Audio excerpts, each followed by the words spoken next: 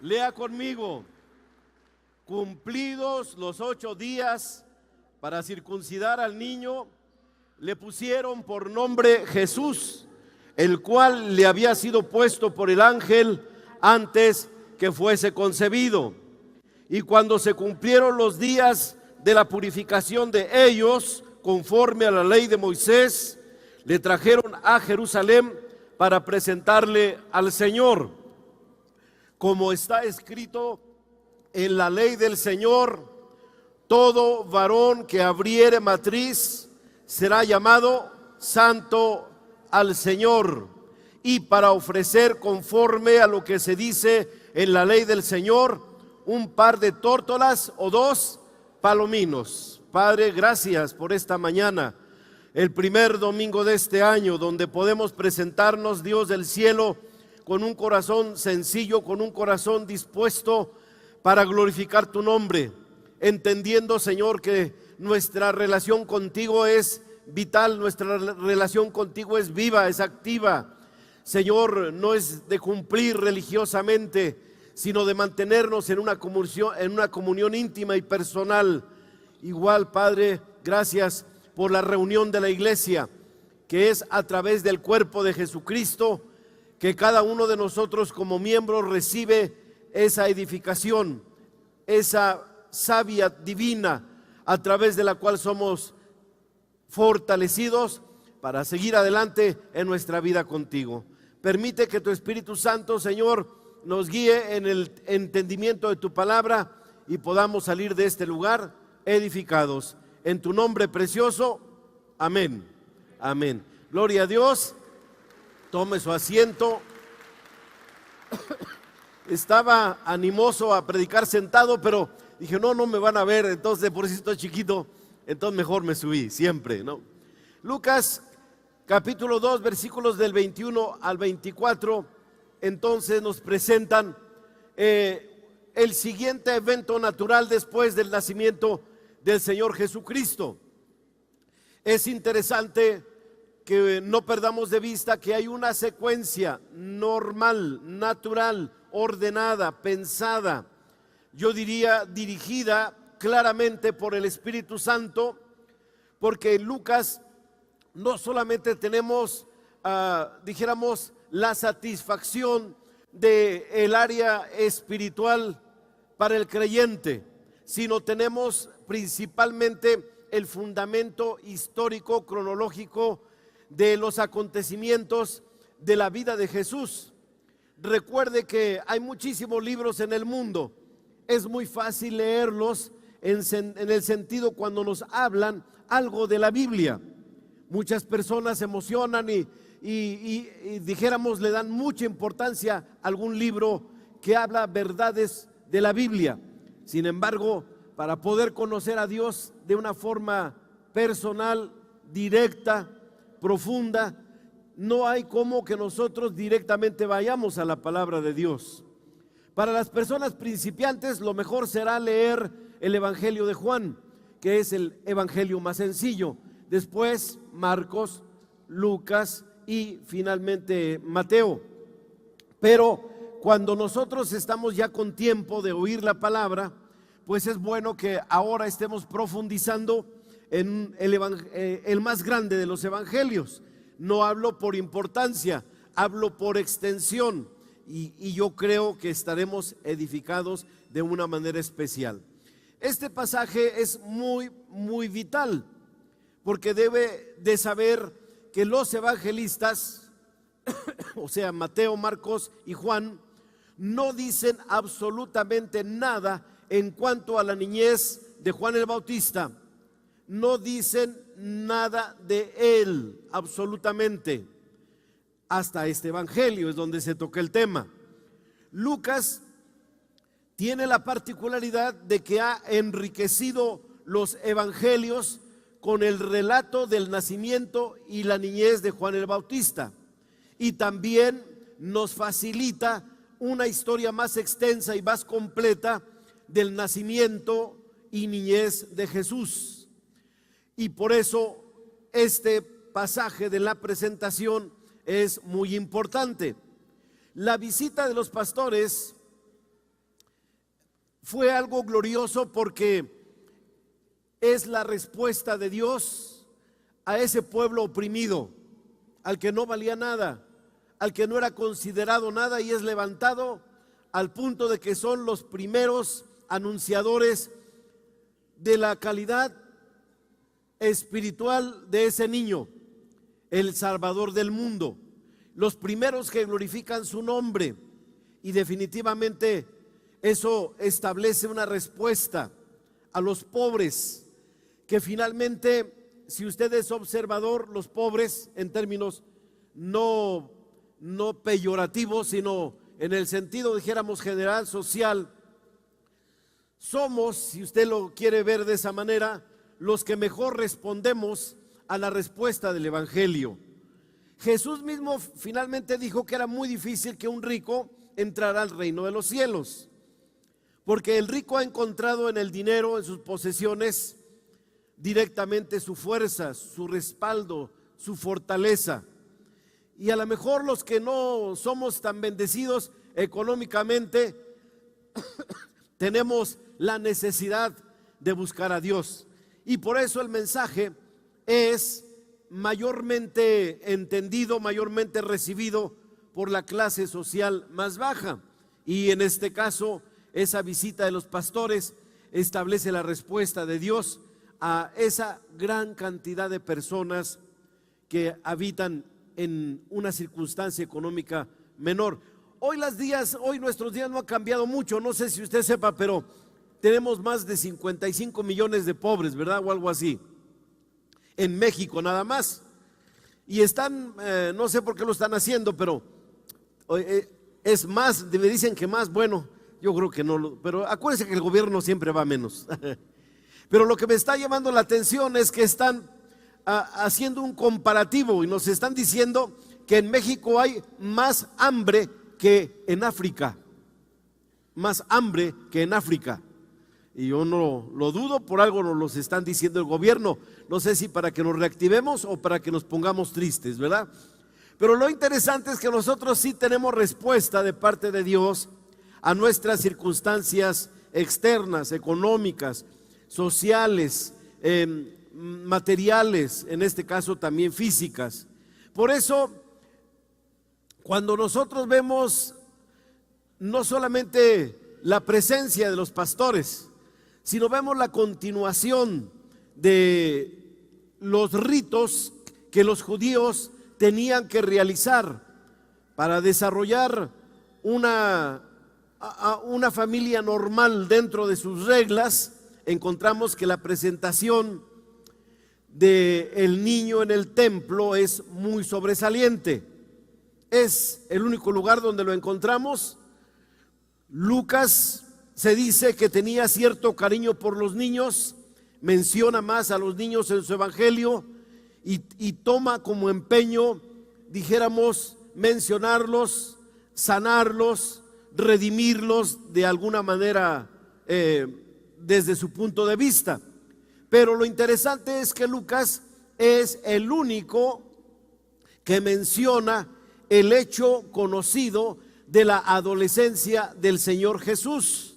Es el único que registra ahí en Lucas 2, 41 al 52, ese momento cuando Jesús está a los 12 años discutiendo con los escribas. Nos va a tocar pasar por ahí, así es que pues vamos a pedirle a Dios que nos deje enseñanza a través de ese pasaje. Y lo interesante es que usted debe también estar bien enterado. Acerca de la juventud de Jesús no se sabe nada. Hay muchas hipótesis, hay muchas ideas, hay muchos, yo le llamaría criterios, pero definitivamente no existe ninguna confirmación de nada. No hay nada acerca de la juventud de Jesús, aparte de lo que se habla de su visita al templo a los 12 años. De ahí en adelante hay oscuridad en ese sentido hasta cierto punto. Pero lo cual quiere decir que Jesús, como dice ahí en el pasaje, cuando Jesús regresa con sus padres a su casa, a Nazaret, nos muestra que vivió sujetos a ellos, y lo más normal que él hubiera desarrollado el oficio de carpintero y que durante 18 años él estuviera en su casa funcionando de esa manera hasta el principio de su nacimiento. Ok, ya desde Rius, cuando estaba muy de moda, él decía que Jesús nació, nació y vivió en Cachemira. Entonces Cachemira es una región de la India, y los de Cachemira se apropian hasta nuestros días la gloria de que ahí está sepultado Jesús. Definitivamente son ideas, y aunque probablemente algunos dicen es que las enseñanzas de Jesús se parecen mucho a las enseñanzas orientales, eso no quiere decir que tuvo que ir. Usted no puede perder de vista que en él habita la plenitud de la divinidad y que en él está todo el conocimiento, todo el conocimiento. Él podría haber hablado con todos los conceptos de Confucio, de Mahoma, de no sé, de quién más, de cualquiera de los grandes conocidos como grandes iniciados o iluminados de nuestro tiempo. Pero no lo hizo. Él podía haber hecho porque es omnisciente, es omnisapiente, lleno de sabiduría, de poder. No hay nada que se escape de su presencia porque Él es Dios. Pero Él tuvo a bien encerrarse en la humanidad que le perteneció como Jesús, y en esa condición Él ministró conforme a las promesas dadas a Abraham, contenidas en la Biblia. Y por eso yo creo que cuando él regresó a Nazaret no le dieron crédito de sus habilidades académicas. Cuando él regresó a Nazaret, nos dice la palabra de Dios que ahí no pudo obrar muchos milagros porque la gente no podía creer que el carpintero, el hijo de José, tuviese tanta sabiduría. ¿De dónde la había tomado? Esa pregunta de dónde la había tomado está implicando que ellos no le reconocían que se hubiera él puesto en la posición de irse a estudiar. No olviden, Nazaret, Belén, son ciudades pequeñísimas. Nosotros pensamos en ciudad como la Ciudad de México, donde pasamos inadvertidos, pero esas ciudades son pequeñas, la gente se conocía. Dijéramos, aún en la actualidad, por ejemplo, una población de unas 20,000 personas se conocen y sobresale la persona que tiene algún grado académico o político o de algún tipo, sobresale, le es reconocido por lo menos, aunque a lo mejor no aceptado. Pero Jesús no pudo hacer nada porque no le creyeron, a causa de que no concebían que un carpintero les fuera a enseñar a ellos. Así es que, dejando eso para después, porque sí lo vamos a tocar, ver un poco de los conceptos que el mundo tiene acerca de su educación, porque lo vamos a ver cuando lleguemos a los 12 años, pero tenemos que darnos cuenta que este pasaje nos habla que, de acuerdo a la ley, usted debe de saber, a la ley judía, se celebraban algunas ceremonias después del nacimiento de un niño o una niña, dependiendo el caso. En el caso de Jesús tenían que hacer 3 cosas. En primer lugar, tenían que circuncidarlo. En segundo lugar, tenía que confirmarse la purificación de la madre. Y tercero, tenía que haber la presentación y el rescate del primogénito, porque él era el primogénito. Así es que estamos hablando de 3 cosas. Lo primero que iban a hacer es que circuncidarle, porque es parte de la ley para introducir o reconocer a un varón como parte del pueblo de Dios. Luego, la purificación de la madre, porque de acuerdo a la ley, ella era inmunda por el derramamiento de sangre del nacimiento. Y tercero, la presentación. Pero como era primogénito, era necesario también que lo redimieran. Y por eso, cuando hablamos de circuncisión, se nos está diciendo aquí directamente en Lucas capítulo número que dice 21. Cumplidos los 8 días para circuncidar al niño, le pusieron por nombre Jesús, el cual le había sido puesto por el ángel antes que fuese concebido. Así es que en la circuncisión se hacía al 8º día, y durante el rito de la circuncisión se le daba el nombre al varón, a ese niño o niña, pero en este caso corresponde a Jesús como varón. Este nombre era privilegio que le correspondía al padre del niño. Normalmente el papá daba su propio nombre a su hijo cuando era circuncidado, y naturalmente que es lo mismo que sucede con Juan el Bautista. Al papá le tocaba darle el nombre. Como no podía hablar, a la mamá le preguntaban cómo se debería de llamar, y decían que iba a llamarse Zacarías. La mamá dijo: no, se va a llamar Juan. ¿Y cómo? ¿Y por qué le vas a poner ese nombre si no hay nadie en la familia que se llame de esa manera?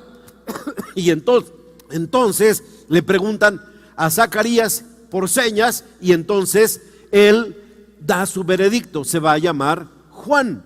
Igual con Jesús, cumplidos los 8 días para circuncidar al niño, es el registro, le pusieron por nombre Jesús. ¿Por qué le pusieron por nombre Jesús? Porque era el nombre que le había sido puesto por el ángel antes que fuese concebido. En este caso, igual que con Juan, no es José el que otorga o decide el nombre. Ahí en Lucas 1:31, ya lo vimos anteriormente, encontramos que el ángel dio la indicación de cómo se debería de llamar. Y ahora concebirás en tu vientre y darás a luz un hijo, y llamarás su nombre Jesús. Jesús. ¿Algunos de ustedes conocen personas judías? ¿Sí? ¿Conocen a algún judío que se llame Jesús? No. ¿Por qué? Llama la atención, ¿verdad? Aparte de que el pueblo de Dios no quiere saber nada de Jesús, en el sentido como nosotros sí queremos saber de Él, como el Mesías, como el Salvador del mundo, como nuestro Dios y como nuestro Señor. Pero lo interesante es, no sé, de verdad, cuando yo entendí esto, me llamó mucho la atención cómo Dios, fíjense, Dios, en el cumplimiento de profecías, sí implica que el bebé es el Mesías, hebreo, que hasta ahora, ¿verdad?, se usa mucho el Yeshua, ¿cómo dicen? Hamashiach o algo así. Yo no sé hebreo, pero amados hermanos, muy profundo eso, ¿no? Hebreo, correcto. Emanuel, también hebreo, Dios con nosotros, tiene esos títulos. Pero a la hora de ponerle el nombre, Dios a través del ángel dice que se debería de llamar Jesús. Para nuestra sorpresa, fíjese, para nuestra sorpresa, y a lo mejor yo no sé cuántos años tengas de cristiano y creer en Jesús, pero Jesús es, fíjese, un nombre griego. Jesús es nombre griego. Naturalmente que en ese tiempo era un nombre común, pero es la forma griega del nombre hebreo Josué. Yo digo que si Dios le hubiera querido dar el nombre hebreo, le hubiera puesto Josué, porque Josué significa directamente Jehová es salvación o salvación de Jehová. Pero al Señor le plació, fíjese, le plació ponerle un nombre griego. Y yo siento que por eso, nomás porque ese nombre es griego, los judíos no lo usan. Yo sí conozco un judío, uno nada más, que se llama Jesús, pero precisamente porque se llama Jesús, la comunidad judía no lo recibe muy bien por el puro nombre.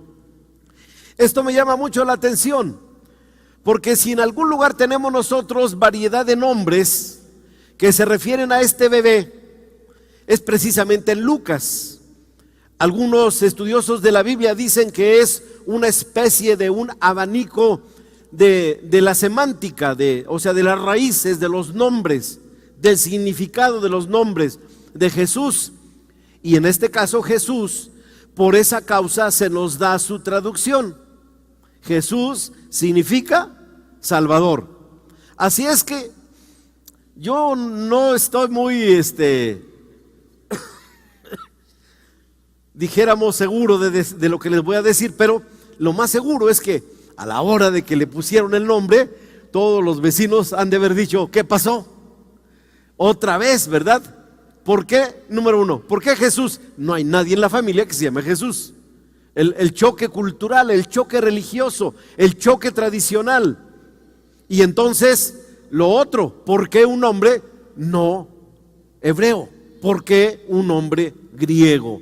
Sin embargo, hubo esa obediencia, José y María lo aceptaron, yo creo que entendían la diferencia, pero también comprendieron el significado y lo hicieron.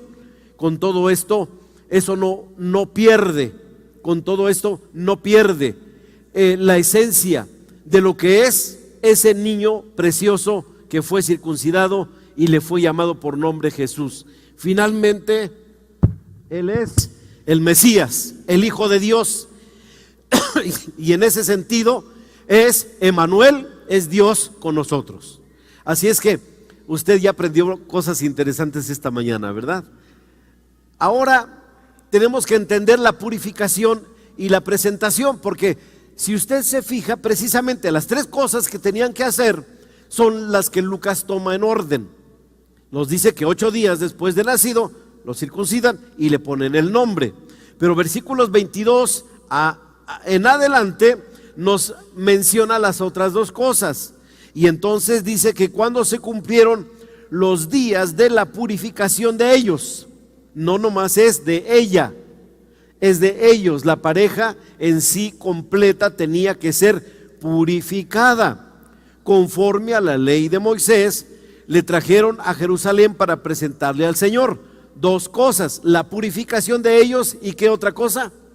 La presentación al Señor de Jesús, del niño. Ya tenía nombre, ya estaba circuncidado, ahora era asunto de presentarlo, porque cuando se cumplieron los días de la purificación nos enseña que tenía 40 días.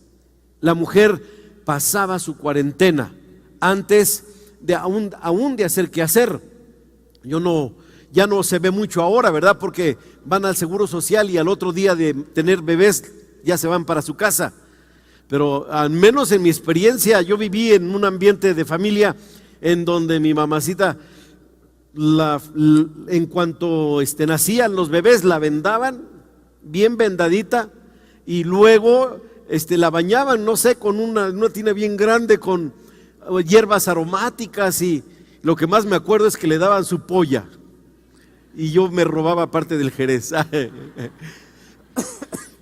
Le daban sus pollas, ¿verdad? Y su caldo de gallina. Y, oiga, era toda una ceremonia ese proceso, ¿me entiendes? De los 40 días y luego ese baño con hierbas aromáticas y sus fajas. Pues con razón, aunque tuvo 6 hijos, cuando la veían decía, pues cómo lo hizo, ¿verdad? Tenía cuerpo de sirena, ay, humildemente. Pero qué interesante que nosotros podemos ver que la Biblia hace énfasis en esto, porque era parte de la purificación requerida de acuerdo a la ley de los judíos. Una mujer menstruosa o una mujer que había dado a luz por el derramamiento de sangre se le consideraba inmunda, y todo lo que estaba cercano también inmundo. Entonces las cobijas, las sábanas, la cama, en este caso la cercanía del esposo. Así es que por eso los dos tenían que ser purificados durante 40 días. Y una vez que cumplen la cuarentena, ahora tendrían ellos que venir directamente a Jerusalén, donde nació Jesús, en Belén. ¿A dónde vinieron? A Jerusalén. No es muy lejos, es realmente cercano. Y todos los que quieran ir a conocer Belén en este año, pues me avisan para que nos vayamos juntos.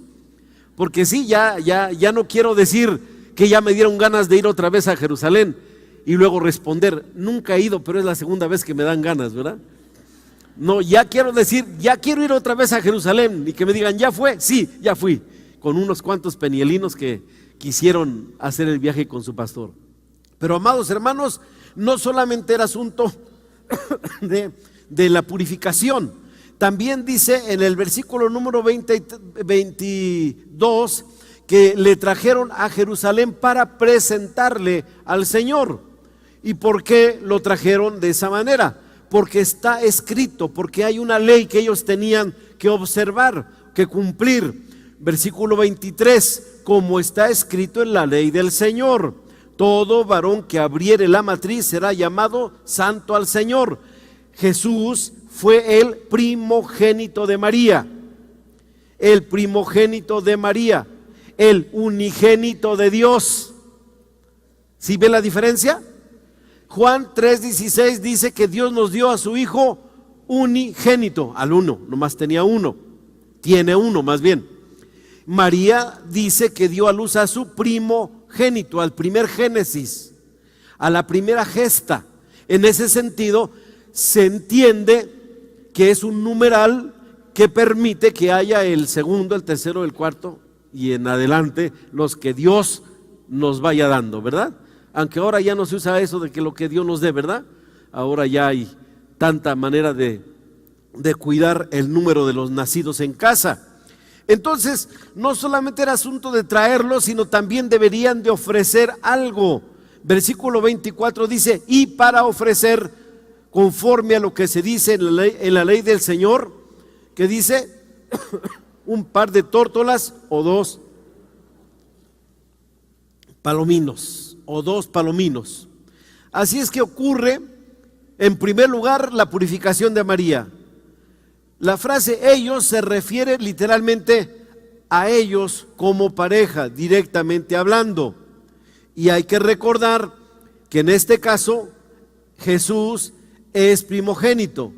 En cuanto a la purificación, María debería de ofrecer una ofrenda. Esto es bien interesante, debería de ofrecer una ofrenda. Levítico 12:6 nos dice lo que se debería de traer como ofrenda por la purificación.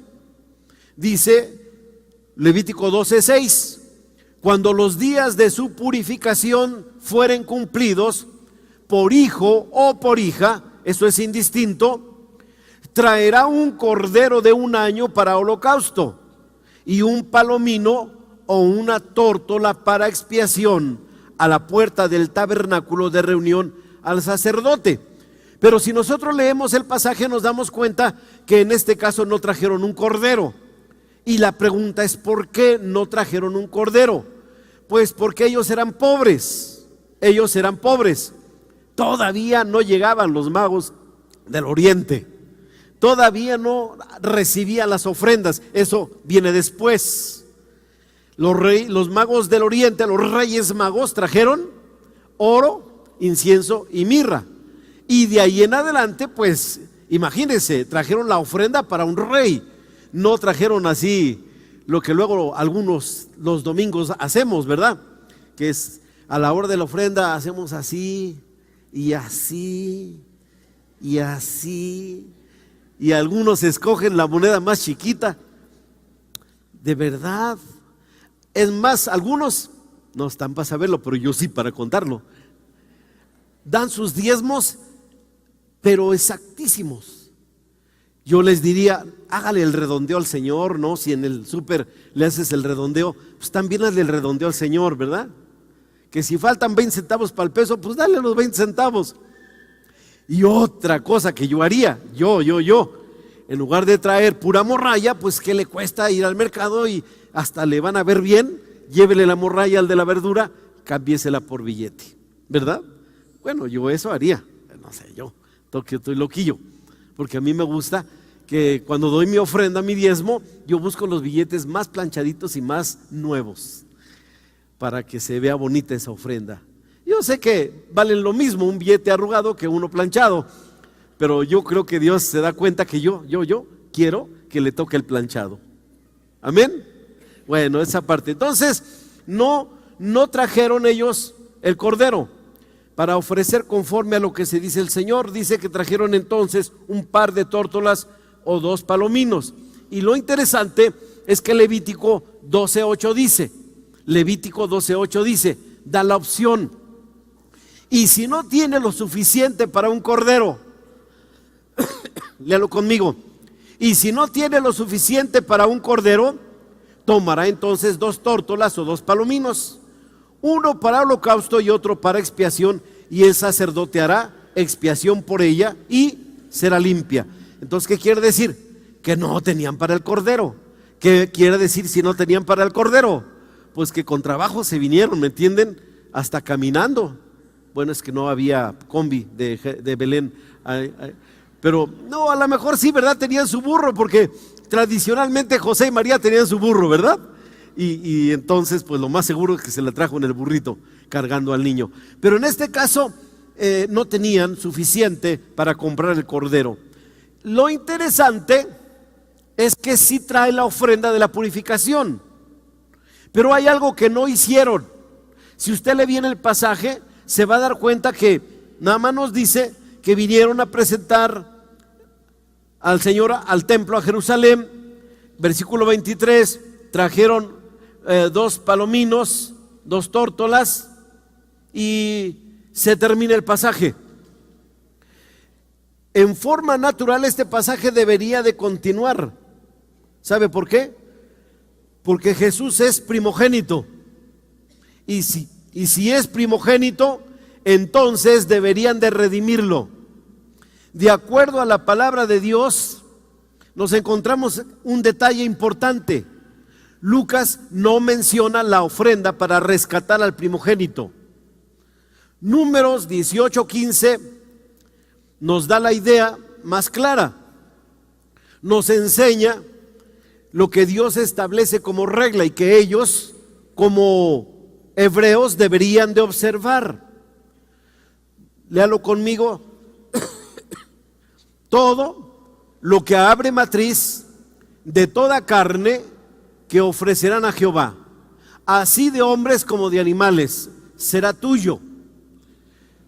Pero harás que se redima el primogénito del hombre.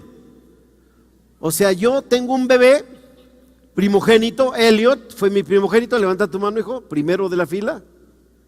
Entonces, fueran 3 en medio de Eliel y Elliot, debería haber otro, pero no se logró, Dios se lo llevó.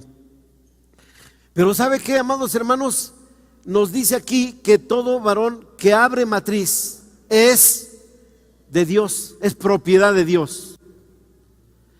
Todo lo que abre matriz, de animales como de humanos, lo primero es de Dios, le pertenece a Dios. Pero nos dice que en este caso, que harás que se redima. ¿A quién? Al primogénito. Al sacerdote le está diciendo que si yo, Rafael Salinas, tuve a Elliot como mi primogénito, entonces es de Dios, le corresponde, pero yo puedo redimirlo. ¿Qué cosa es redimirlo? ¿Cómo? Comprarlo. Yo se lo puedo comprar a Dios, o se lo entrego a Dios o me quedo con él. ¿Ustedes qué creen que yo quiero? Todo papá queremos quedarnos con nuestro hijo, bajo la ley hebrea, naturalmente. Y en ese sentido, pues yo, cristiano, lo que hice fue redimir a Elliot. Así es que me hice de una ofrenda. Harás redención por el primogénito. También harás redimir el primogénito de animal inmundo. O sea, por ejemplo, algo que no es como para sacrificar, un cordero o una vaca, un becerro, un buey, eso se entregaba porque pertenecía a Dios, la primicia. Pero lo que es un burro, por ejemplo, una yegua, un caballo, eso no es para sacrificio, eso se tendría también que redimir, porque Dios no lo aceptaba como parte de la entrega de ofrenda. Es más, se dice en la Biblia que aún ofrenda de perros Dios no la acepta, fíjese. Claro, eso es para el pueblo de Israel. Si usted tiene perritos, véndalos y traiga su ofrenda, gloria a Dios. Los gentiles no tenemos problema en ese sentido, ¿verdad? Sí, porque nosotros no estamos regidos por la ley del Antiguo Testamento. Usted y yo ya no estamos bajo el sacerdocio de Leví. Usted y yo estamos bajo el sacerdocio de Jesucristo, según el orden de Melquisedec. Ya no estamos bajo el orden de Aarón, estamos bajo el orden de Melquisedec. Y esa es la libertad que tenemos nosotros. La promesa de Abraham afecta a Aarón, sí le afecta, y son bendecidos. La promesa de Abraham afecta a los que no somos judíos, sí nos afecta. En Cristo somos propiedad de Dios, conforme a las promesas hechas a Abraham. Por eso la semana pasada leíamos: el que es de Cristo, descendencia de Abraham es. Pertenecemos al Israel espiritual. No somos judíos, por eso yo en Peniel no hago ritos judíos, no observo las fiestas judías, no me pongo mi kipar, no me pongo mi talit para predicar.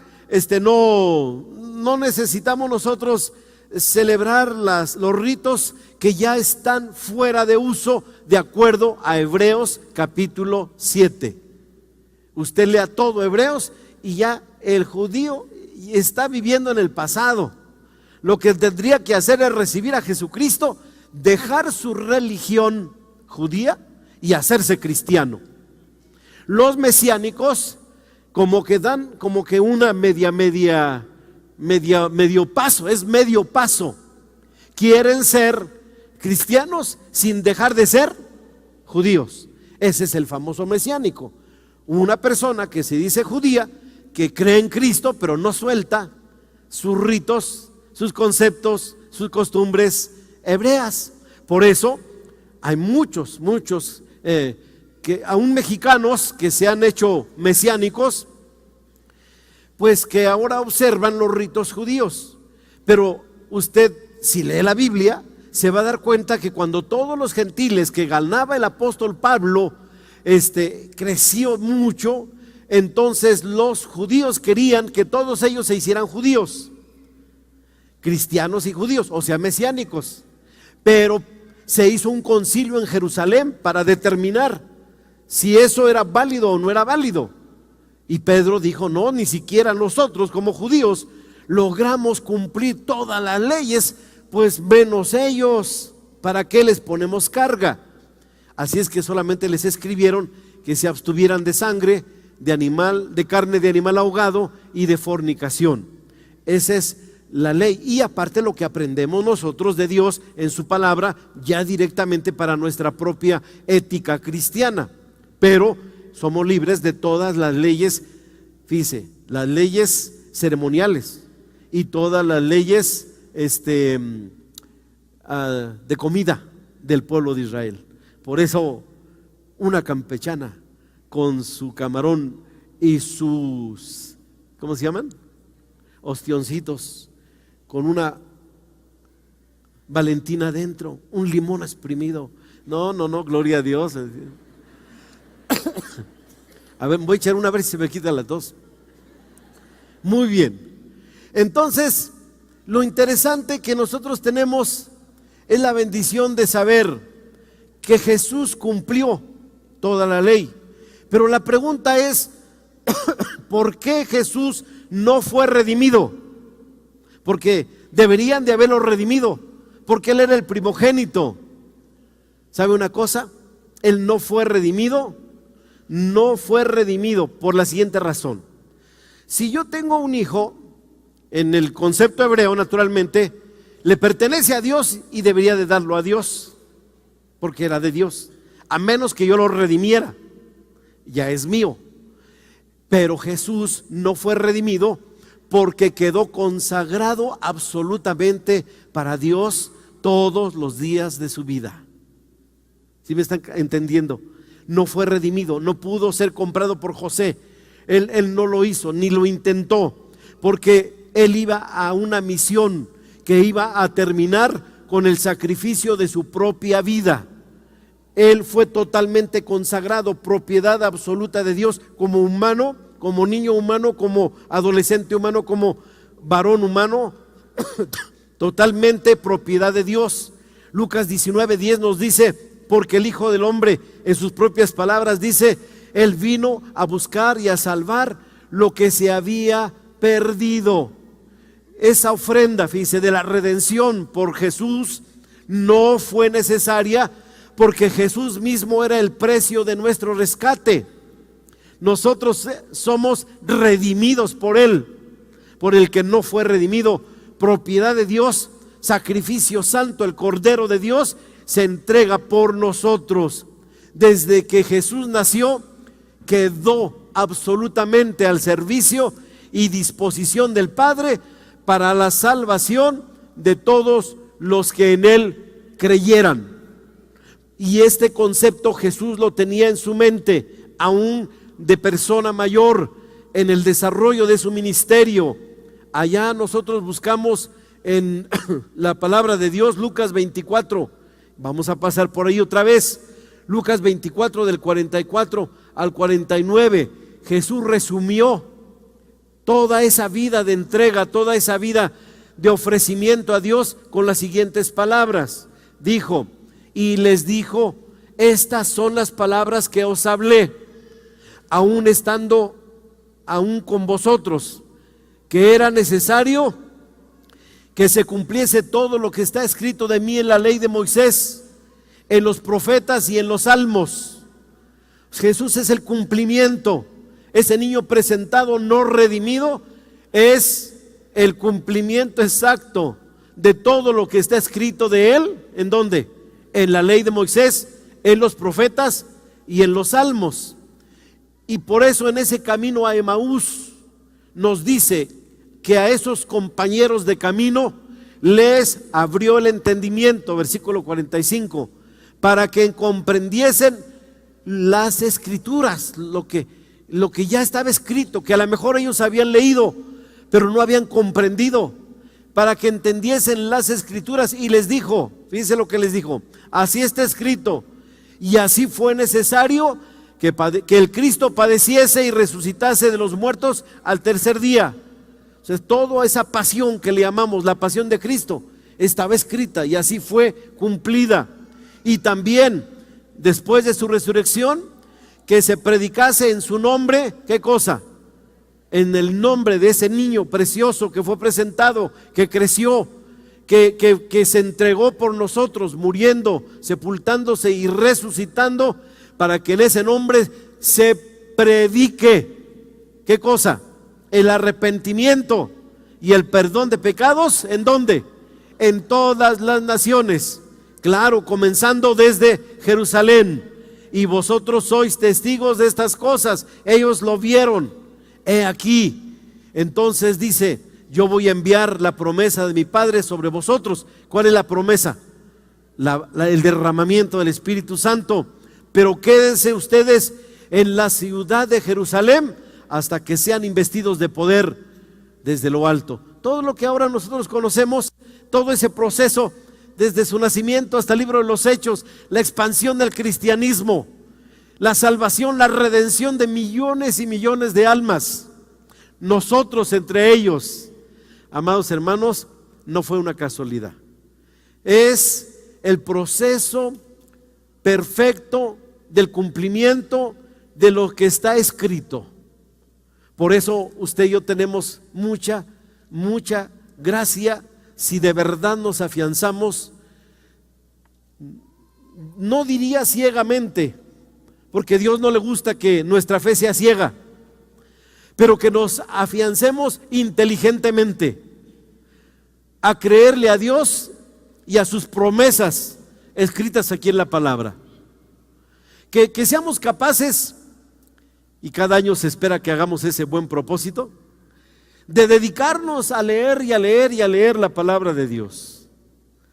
Va a suceder que a lo mejor al principio no le entiendes, en la segunda leída le vas a entender más, en la tercera leída le vas a leer más, y cada vez que leas y leas, bajo la dirección del Espíritu Santo se abrirá el entendimiento de las Escrituras y cada día estaremos más, pero mucho más convencidos de que fue necesario que Jesús naciera, que creciera, que tuviera su ministerio, que padeciera, que fuera crucificado, que fuera sepultado, que resucitara y que una vez resucitado nosotros seamos los voceros de esas grandes verdades.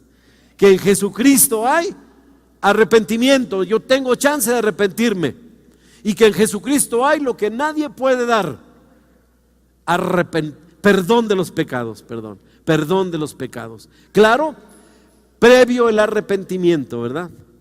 Para que yo pueda ser perdonado. La razón de ser de todo este mover de Dios que ha sido registrado por Lucas tiene una profundidad gloriosa. Finalmente, ¿qué aprendemos? Y con esto concluyo de este pasaje. Aprendemos que aunque usted y yo no estamos ya directamente bajo la ley de los hebreos, sí estamos bajo la ley de la palabra de Dios. Y entonces conviene, diríamos conviene, no perder de vista que nuestros niños también forman parte del pueblo de Dios. Usted dice, no, pero es que ellos no son miembros de la iglesia todavía. Sí son miembros de la iglesia, ¿sabe? Ellos son miembros de la iglesia por causa de su inocencia. ¿Qué es un miembro de una iglesia? Una persona que se encontró con Jesús, que se arrepintió de sus pecados y le entregó su vida, y que fuimos perdonados y entonces hemos sido justificados y formamos parte ahora de la iglesia del Señor. Algunos dirán, bueno, y entonces nuestros niños, en los niños es más simple, de los niños es el reino de los cielos.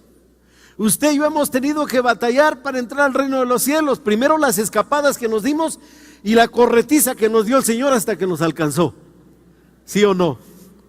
Pero una vez alcanzados, nos arrepentimos, le recibimos, nos perdonó, nos justificó y ahora estamos como el gadareno después de la liberación. Esa palabra le encantaba a mi esposa. Decía, ahora estamos como el gadareno después de la liberación. Y le preguntaban, ¿cómo? Dice, ahora estamos sentados, vestidos y en nuestro juicio. Ahora la vida gloriosa de Jesús envuelve nuestra existencia. Y esa presencia suya ha transformado nuestra vida de modo que ahora somos la iglesia de Cristo. Pero nuestros hijos también son parte de esta iglesia.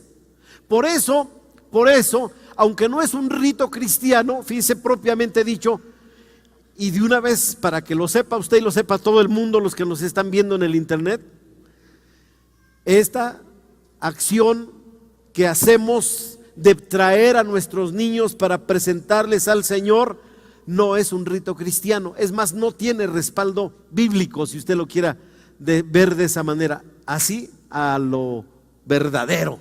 No tiene respaldo bíblico. Entonces, ¿por qué lo hacemos, pastor?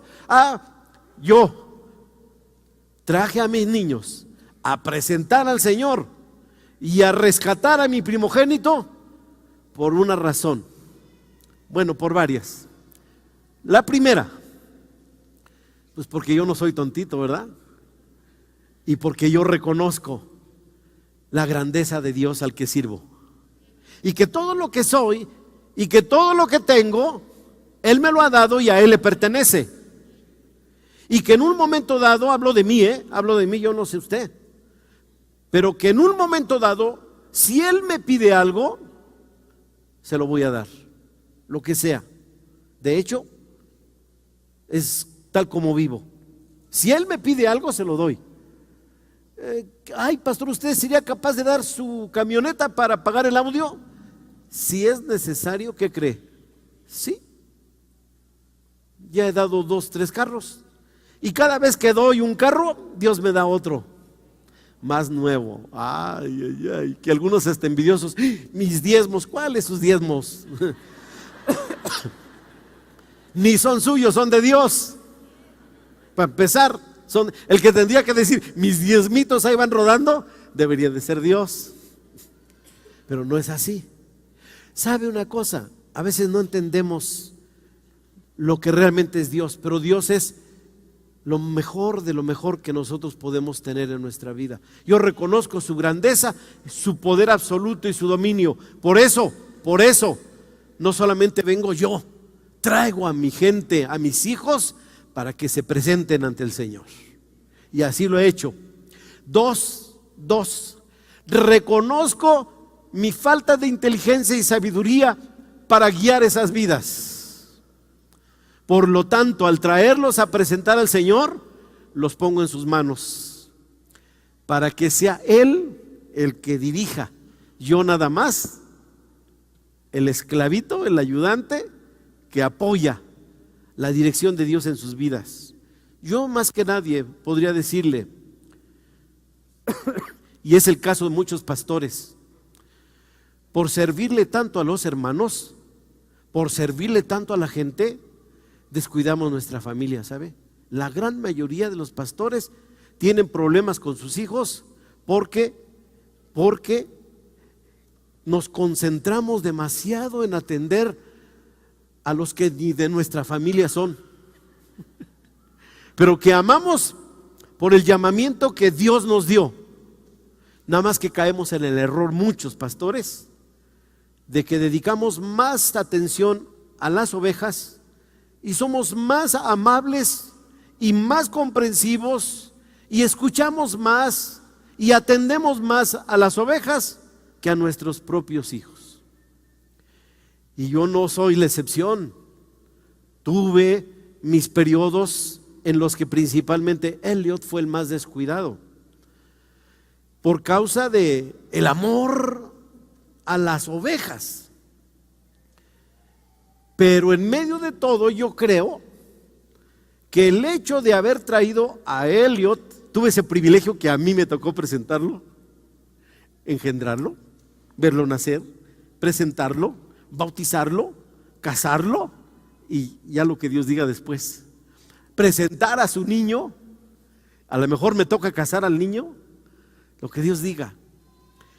Pero esa acción, ¿sabe qué hizo? Un resguardo precioso de Dios, porque yo los guardé en Dios, los presenté a Dios, los puse en las manos de Dios, y aunque tuve fallas, ahí están. Un día, eran como las 11 de la noche, estábamos haciendo cosas, porque La Paz y yo siempre nos hemos envuelto en las tareas de la iglesia, ahora ya me ve menos. Estaba Eliel con sus dos chiquitos, con un frío tremendo, ya no era mucho más, era como la 1 de la mañana, creo, hacía un frío tremendo y no terminábamos. Y La Paz, bien enojada, va y le dice: Eliel, ya ven que tiene una voz tierna La Paz. Entonces dice: Eliel, esos niños, mira, están ahí desvelados, enfriados, mira cómo los traes. Lo regañó feamente. Eliel nomás se le quedaba viendo y le dijo finalmente: mamá, pero si así nos traías a nosotros aquí. Dice: por eso estamos aquí. ¡Wow! Yo, como María, lo guardé en mi corazón. Y hoy se los estoy contando. ¿Pero valió la pena? Sí, valió la pena. No, los niños cristianos no se bautizan, porque de ellos es el reino de los cielos. No existe el limbo, no hay peligro de que se me mueran y se vayan al limbo. No existe el limbo. Nos asustaron con el limbo muchos años. Luego la misma iglesia descubrió que no había y dijo: ay, perdón, nomás como la policía, ¿no? Perdone usted y ya. Pero ya lo sabíamos, lo entendemos. Y tercero, con esto concluyo. Tercero, ¿sabe una cosa? No solamente porque reconozco la grandeza de Dios, no solamente porque necesito de su sabiduría para que mis hijos sean criados en Él, en sus caminos, sino tercero, porque no hay mejor protección que la de Él sobre la vida de ellos y sobre la mía. Por lo tanto, amados hermanos, vale la pena entender este pasaje como algo importante, que deja marca, que deja dirección, que deja enseñanza. Amén. Amén. Entonces, si no ha presentado a sus niños, aunque ya estén grandotes, y si no lo ha redimido al primogénito, es tiempo de hacerlo. ¿Cuánto hay que pagar por un primogénito? Dice la Biblia que hagas un estimado de lo que cuesta. No es, pastor, tenga usted ahí 100 pesos. Ay, yo lo recibo, porque nada más me toca a mí ser receptor. Pero no es asunto de poquito, ¿sabe? Realmente tampoco estoy hablando de algo exagerado, pero el Señor nos pone, si usted lee todo eso de los primogénitos, nos pone a que analicemos y valoremos el valor del animal, el valor del primogénito, y eso lo entreguemos conscientemente como ofrenda de redención por nuestros hijos. Amén. Así es que igual, cámbielo a billete, por favor. Vamos a ponernos de pie. Le damos la gloria a Dios.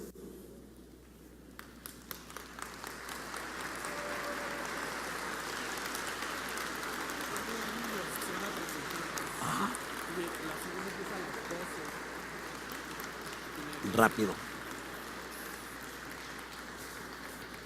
Y mire, de verdad, yo no lo organicé así. Desde que empecé a predicar de Lucas, yo no dije voy a calcular que caiga en este día esta predicación. Pero hoy es primer domingo de mes. ¿Y qué cree? Hoy hay presentación de niños. Así es que para despedirnos vamos a llamar a Jimena Saraí García Cortés. Pasen rápido porque queremos acabar rápido, porque ahora la segunda reunión ya viene más rápida. Melisa García Cortés, Jimena Valentina Gutiérrez Contreras, Alejandro Emanuel Olvera Ordaz. Tomasito ya es abuelito y Carmelita. Pedro Iván Catarino Martínez, Vania Sofía Catarino Martínez, Donovan Noé Martínez Horta, Ángel Eliel Amador Santos. Ya hay otro Eliel en Peniel. Caresli Sofay o Soray Amador Santos, Lisette Cortés García. Y al final no olviden pasar por su certificado de presentación, porque nos hemos dado a la tarea con el ministerio que tiene que ver con las ordenanzas, de que no nada más sea un hecho de la pura oración, sino también que tengamos el privilegio de recordarlo. Vamos a hacer una oración. Creo que ahora más que nunca entendemos presentación de niños. Reconozco la grandeza del Dios al que le sirvo. Reconozco su sabiduría para guiar mi vida y la vida de mis hijos.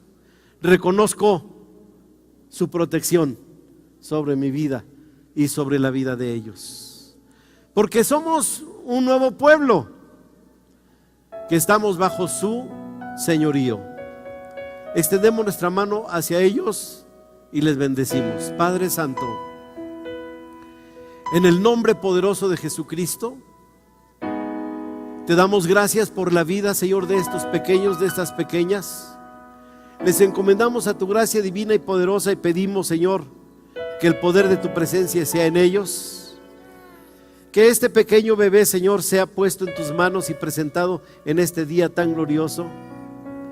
Porque sabemos, Dios del cielo, que este es lo mejor que podemos hacer. Entendemos, Señor, que no es un rito. Entendemos, Señor, que es un acto voluntario a través del cual como cristianos reconocemos la grandeza tuya sobre nuestra vida y la vida de nuestros hijos. Que reconocemos, Padre Santo, tu sabiduría para poder guiar estas vidas. ¿Verdad que sí? Para poder encaminarles por caminos de paz. Y entendemos que tú eres la mejor protección para nosotros y para nuestra familia. Por eso hoy nos presentamos y presentamos a nuestros niños y a nuestras niñas. Y pedimos, Señor, que tu mano de misericordia se extienda hacia ellos, que sean llenos de tu gracia, de tu presencia. Que estos pequeños y pequeñas crezcan en tus caminos, bajo el cuidado de sus padres, bajo la provisión tuya, y que ellos lleguen a ser hombres y mujeres de Dios, que te sirvan, que te conozcan, que te amen con todo su corazón. Padre, gracias por ellos. Y así, con sus ojos cerrados, su rostro inclinado, quiero hacer una invitación más. Si alguna persona nos visita, le queremos decir que en Jesucristo hay perdón de pecados. Cuando el Señor te perdona, te da la vida eterna y también transforma tu existencia. Yo te invito en esta mañana a poner tu vida en sus manos y que nos permitas en esta mañana presentarte delante del Señor y declarar que hoy comienzas una vida de comunión íntima con Él, no conforme a la religión, sino conforme a la palabra de Dios. Si tu deseo es entregarle tu vida a Cristo y ponerla en sus manos, repite conmigo esta oración. Inclinamos nuestro rostro, cerramos nuestros ojos. Si trajiste un amigo, un invitado, por favor,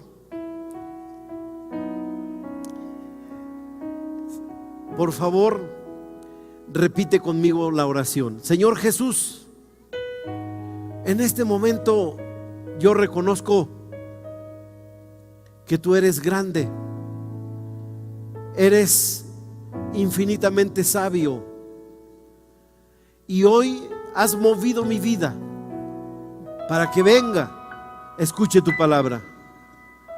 La invitación que estoy recibiendo sé que me conmueve, porque aunque sé de ti, nunca te he recibido en mi corazón. Esta mañana, Señor Jesús, yo te entrego mi vida, me pongo en tus manos. Recíbeme, porque me quiero presentar delante de ti. Te acepto como mi Dios, mi Señor y mi Salvador. Perdona mis pecados y dame la vida eterna en tu nombre. Te lo estoy pidiendo y declarando en tu nombre precioso. Amén. Amén. Esa es la oración.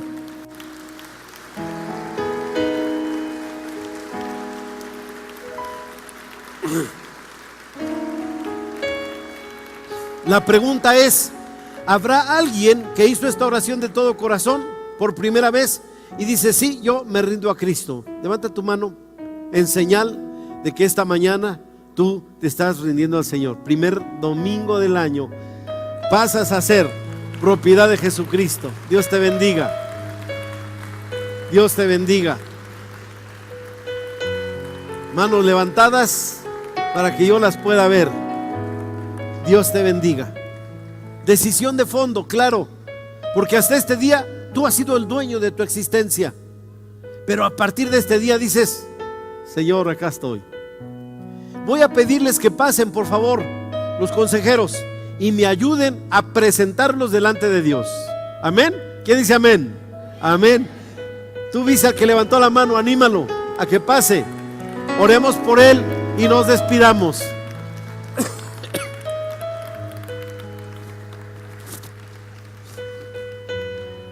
Dice la palabra que hay gozo en el cielo cuando uno se arrepiente. Si es que mínimo uno aquí está presente. Levantaste tu mano, pasa por favor. No te dé pena. No te dé pena. De mi lado derecho, alguien levantó la mano. Bueno, gloria a Dios. Si ya lo hizo anteriormente, no hay necesidad que pase de nuevo. Pero a lo mejor alguien lo hizo hoy. Pues ahí viene, gloria a Dios. Una joven. A lo mejor hiciste la oración, pero no levantaste la mano. No te preocupes, no es asunto de la mano, es asunto del corazón. Y aquí pasó otra persona, otro aplauso para el Señor. Otra mujercita. ¿Gustas pasar? No te dé pena, lo hacemos. Alguien, ya para orar por ellos, quería dar un breve testimonio. Si me hacen favor de darlo rápidamente, por favor. Buenos días. ¿Está encendido? Buenos días, hermanos. Nosotros somos la familia Olvera Ordaz y estamos aquí para agradecerle a Dios su bondad y su misericordia para con nosotros. Después de un excelente embarazo y un excelente parto, Emanuel estuvo internado 14 días en UCIN. Esto por varias situaciones, pero queremos estar aquí y estamos agradecidos con Dios porque en cada momento Él estuvo con nosotros. Él, en las situaciones de enfermedad de nuestro hijo, Él nos dio paz en cada momento. Él nos dio sabiduría para actuar y usó esta situación difícil para que pudiéramos hablarle de Dios a otras personas. Entonces declaramos que la vida de Emanuel es como testimonio de lo que Dios puede hacer en la vida de cada uno de los que creen en Él. Y es testimonio de que Dios nunca nos ha dejado. Entonces nosotros queremos agradecerle a Dios por la vida de nuestro primogénito y también por las oraciones que aquí se levantaron. Gracias, hermano, y la vida de Emanuel es para gloria de Dios y para testimonio de que tenemos a un Dios poderoso. Amén. Muchas gracias, hermano. Amén, le damos la gloria a Dios. Extendemos nuestra mano y bendecimos a nuestros vecinos y a los que hoy le entregan su vida a Cristo. En el nombre de Jesús, Padre, te alabamos, te bendecimos, te glorificamos por tu presencia, Señor. Te damos gracias por el poder, Señor, que ejerces en la vida, Señor, de los que creemos en ti. Agradecemos la oportunidad que nos das de ver, Señor, el arrepentimiento y la entrega de estas personas. Les encomendamos a tu gracia, los presentamos delante de ti y pedimos, Señor, que te glorifiques en sus vidas. Asimismo, nos bendecimos unos a otros y declaramos que esta semana será semana de bendición, semana de triunfo, de protección, que este 2015 será lleno de la gloria de Dios en nuestra casa, en nuestro negocio y en nuestro trabajo, que has de bendecir nuestra familia, que has de resguardarnos en nuestra salida y en nuestra entrada, y que en este año has de multiplicar de manera visible y gloriosa a la iglesia Peniel, que hemos de ver, Señor, almas rendidas a tus pies en abundancia, permaneciendo fieles en su iglesia. Dios de los cielos, que esta semana sea resguardada en tu mano y vayamos confiados para comenzar este año 2015. Te lo estamos pidiendo, comenzando a entregar nuestra ofrenda para este audio de todo nuestro corazón, despidiéndonos en esta alabanza para glorificar tu nombre, en el nombre de nuestro Señor Jesucristo. Amén, amén. Gloria a Dios. Felicidades.